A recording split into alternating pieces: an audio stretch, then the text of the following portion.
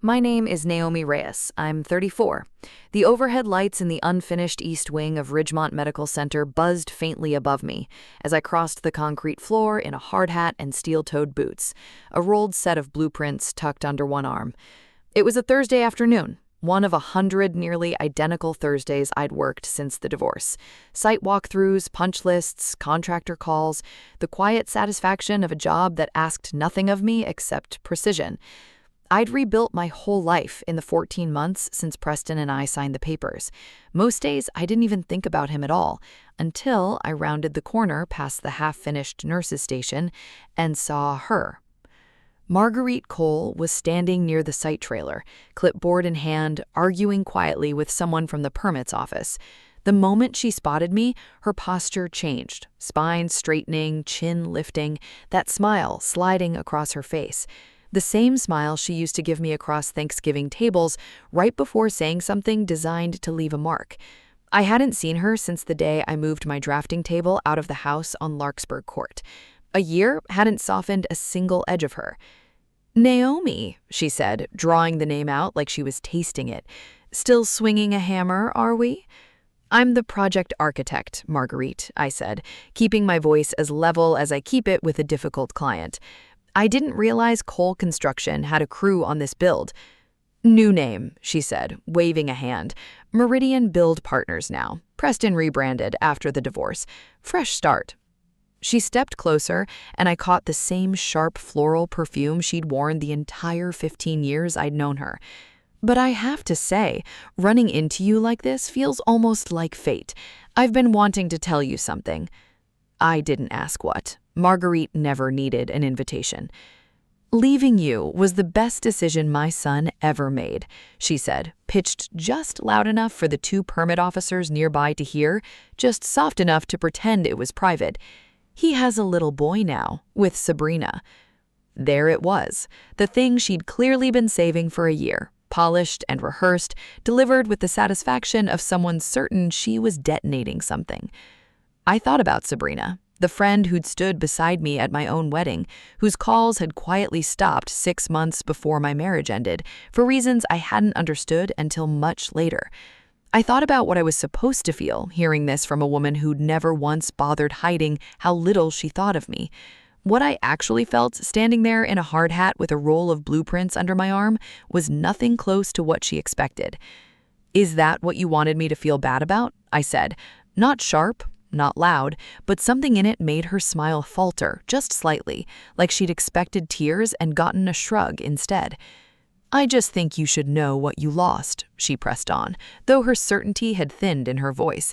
"A grandson, a real family, everything you couldn't give him."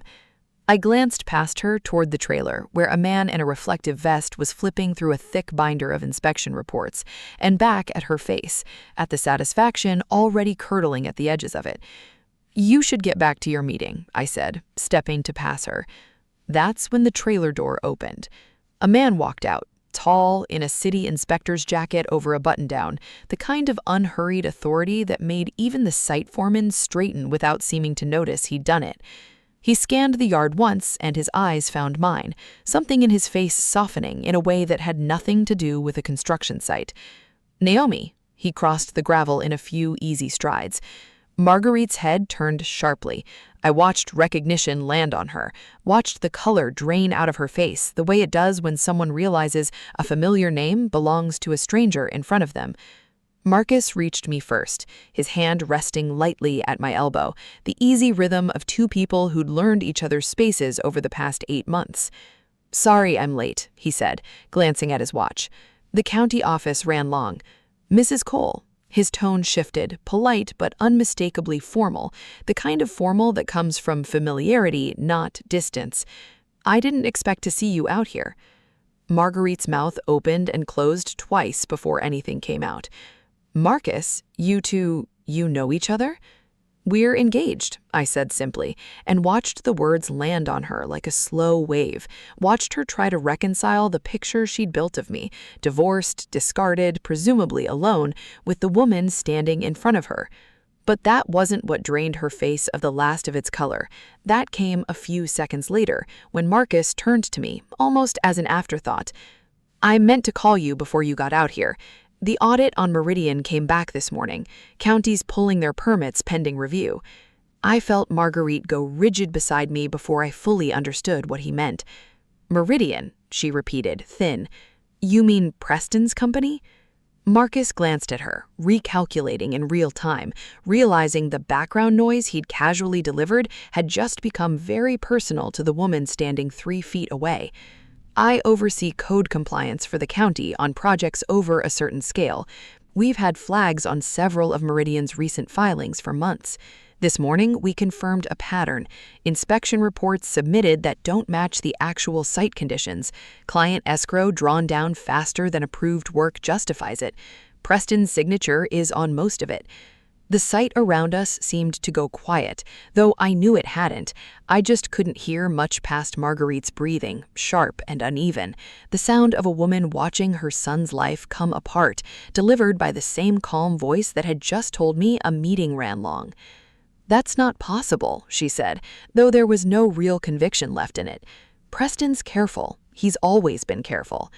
I'm sorry, he said, and he meant it. He's kind, even delivering news that would make plenty of men gloat. There's a hearing scheduled for next week.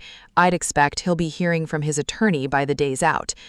I thought then about something I'd noticed months earlier and never connected to any of this. Back in the spring, reviewing subcontractor paperwork for an entirely different project downtown, I'd flagged a set of inspection sign-offs that didn't line up with photos from the actual walkthrough, dates that didn't match weather logs, signatures that looked slightly off from previous filings. I sent it up through the proper channel, the way you're supposed to when something looks wrong, never once realizing the company on the letterhead, still operating under its old name at the time, belonged to my ex-husband. I hadn't been trying to unravel anything. I'd just been doing my job, the same as always. The rest, apparently, had simply kept unraveling on its own, one filed report at a time, long after I'd forgotten I'd ever noticed it. I wondered if Sabrina knew yet. I wondered how long the life Marguerite described with such relish 10 minutes ago would hold together, once the escrow accounts froze and the county hearing became public record. I should go, Marguerite said, abruptly, color still gone, composure cracking at the edges in a way I genuinely had never seen from her. She turned without another word and walked quickly toward the site gate, her heels catching unevenly on the gravel. I didn't feel triumphant watching her go. That surprised me more than anything else that afternoon. I'd spent a long time, right after the divorce, imagining what it might feel like to see her humbled.